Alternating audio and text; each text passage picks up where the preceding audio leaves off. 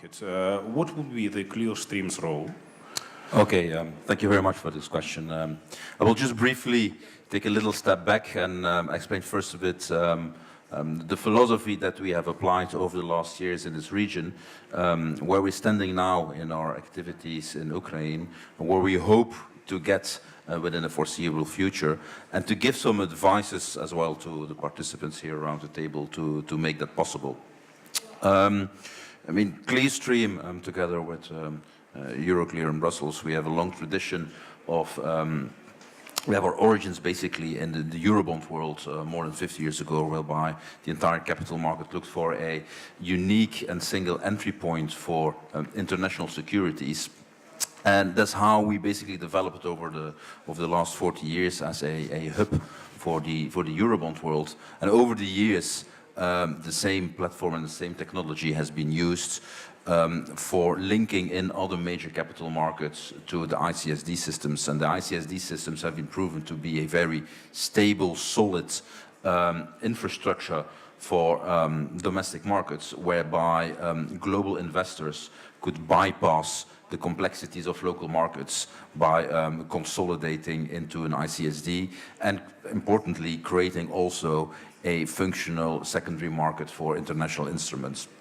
So we basically, more by luck than by option, over the years we started to behave like a global custodian in that sense, and have developed a network of over 58 markets where the local securities can be settled and safe kept within an ICSD. I mean, I don't need to explain what happened with the Russian capital markets when the ICSDs entered in 2012, 2013, whereby thanks to a lot of developments that the Russian Central Security Depository took, and which now in some way or another are being replicated in Ukraine as well, it meant that basically from a 2 to 3% non-resident holding of OFZs over 2 to 3 years for entering the Russian markets, especially for government, that became so easy that they at a certain moment had achieved the 35% non-resident holders of foreign of OFZs. I think these are figures right now where here in Ukraine we can only dream of, but that did not fall out of the sky. Of course, the appeal of the instrument in itself achieved that, but instrumental was the way how foreign investors could enter, and there we have done our part as well. So we did a lot of lobbying with the MOEX group, with the National Bank, with the mega regulator, to make sure that, and I think you made a very good comment at the beginning, Ukraine is either in or out. There is a ample choice for emerging and frontier market investors to put their money somewhere. So it is the sexiest bride that will have that will be asked, that will get the money. And the instrument may be as attractive as it be. If getting through the door is so complex, then the investor will move to another bride. When we did our exercise in Russia, and basically the project was done, we had gained the knowledge, the resources, the concepts, and then we looked at the wider CIS region and thought, like, why don't we just test if what we did in Russia, we could do it in some of the peripheral states as well? Because with the conversations that we had with investment managers, this is the same guys who sit on a Russian trading desk that would do Kazakhstan, Ukraine, some of the Caucasian regions. So they knocked on our door and said, look, thank you very much, Clearstream, for getting me access for OFZs, but would you have the possibility to look at this and this and this peripheral Russia CS market as well?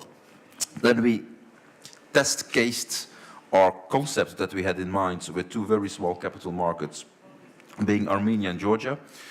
We went there to the local regulators. They were very enthusiastic about what we wanted to do with them, because it would make a big appeal for their local markets. And their markets are small, but because they were small, we could basically use them as a guinea pig for a concept that we wanted to apply later on here in Ukraine as well.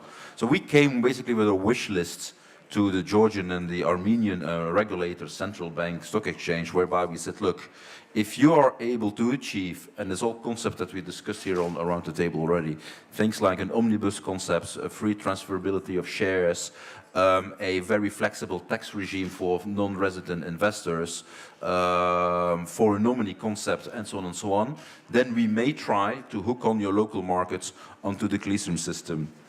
And they said to us, look, give us some time.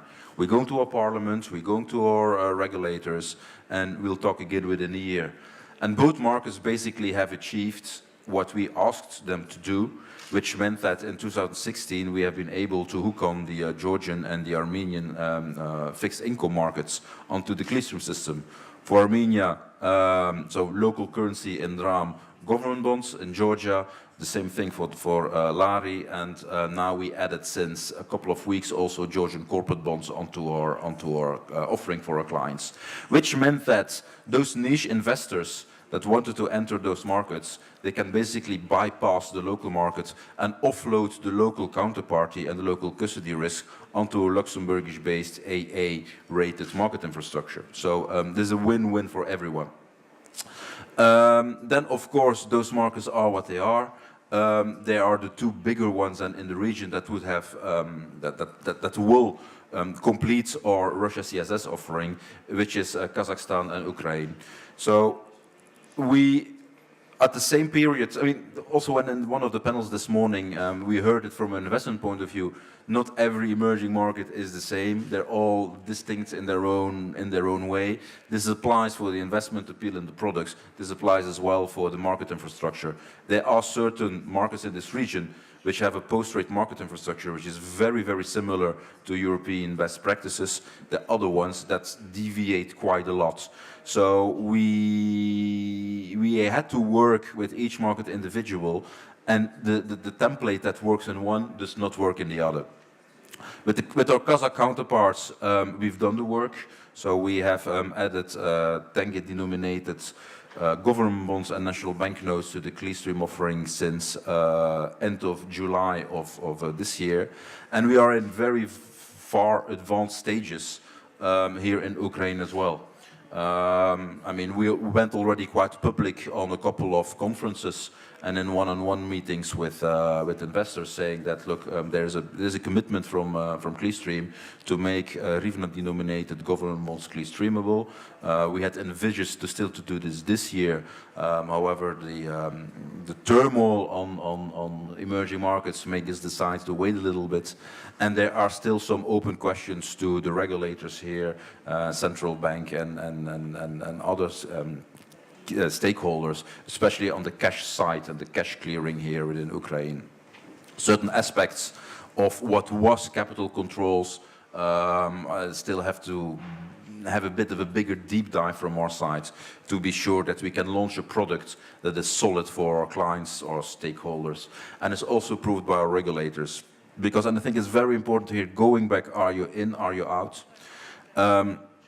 There's a bit, I think, the gentlemen at this table who have done this journey with us will agree that 3-4 years we were in that naivety that, okay, making the Ukraine market Clearstreamable is just a matter of opening correspondent accounts, throwing a SWIFT onto it, and it's a done deal. It's a much more complex exercise, which goes in parallel with everything that happens in the European Union on regulation sides. Basically, the post-trade industry, as we know it, is only now implementing some of the measures that are the result of the 2008 financial crisis. There's a big one in the European Union, it's called CSDR, is a central Securities Depository regulation, which is basically completely reshaping the way how CSDs and ICSDs in Europe can function. So what we are doing here in Ukraine, with all the complexity and the challenges that your market has, have to be rubber stamped against the CSDR regulation. So that's why you are in a very lucky position with the reforms that you're doing in the post-trade. I would really encourage you to have a good deep dive in what CSDR means, and make sure that whenever your integration within the European Union goes ahead, that you can tick off that box as well.